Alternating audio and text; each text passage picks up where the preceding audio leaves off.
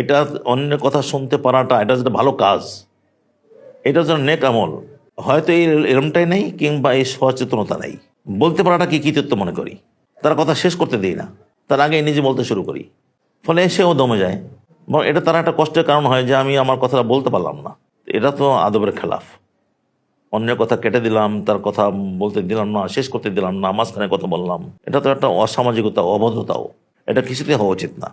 আসলে আমরা মনে করি যে বক্তা হওয়াটা এটা একটা কৃতিত্ব। বক্তৃতা দিতে পারা, ভাষণ দিতে পারাটা এটা অনেক বড় যোগ্যতা।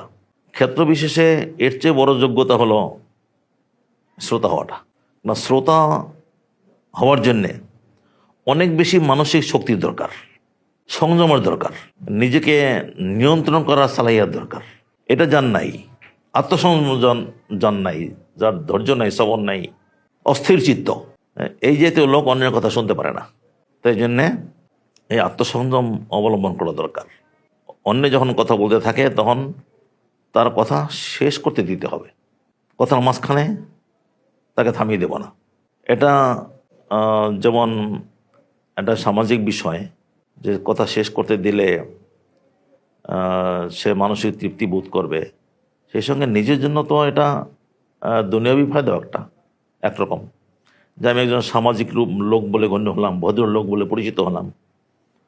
তারপরে তার কথা শেষ করতে দিলে হয়তো এর ভিতর দিয়ে আমি কিছু শিক্ষাও পেতাম। শিক্ষা অর্জনের তো এটা একটা মাধ্যম। আমাদের মুহাদ্দিসিনে কেরামের মধ্যে অনেকে এমন ছিলেন যে জানা কথাটাই এমনভাবে শুনতেন যেন এই প্রথমে শুনছেন, যে আমি এই হাদিস আগে থেকে জানি, এই ঘটনা আগে থেকে জানি, কিন্তু তা সত্ত্বেও সে যখন বলতে শুরু করেছে তখন আমি এমন ভাব নিয়েছি যেন কোনোদিনই শুনি নাই। বক্তা যখন মনে করে শ্রোতা এটা জানে না, তখন যে আগ্রহের সঙ্গে বলতে পারে, তো শ্রোতা জানা থাকলে আর যদি সেটা বুঝতেও পারে, তখন ওই আগ্রহের সঙ্গে বলতে পারে না।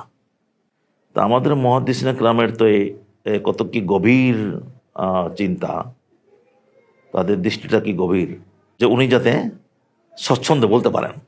এই স্বচ্ছন্দে বলতে দেওয়ার জন্যে নিজের জানা কথাটাকেও প্রকাশ না করা, অজ্ঞ হয়ে থাকা, অজ্ঞতার ভাব নেওয়া, এ তো আমাদের মধ্যে নাই। ওইটাই সত্যকারের গুণ।